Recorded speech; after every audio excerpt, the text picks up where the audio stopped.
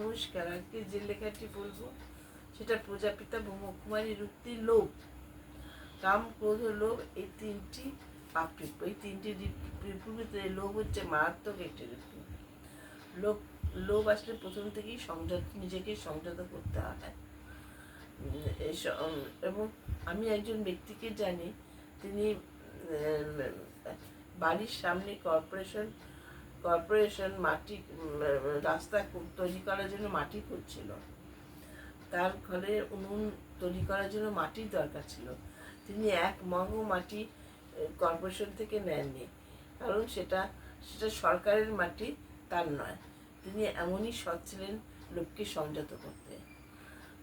সংযত করতে না পারলে লোভ একটু একটু করে বেড়ে পাকা চলে পরিণত হতে পারে, তার জন্য জেল খাটতে হতে পারে।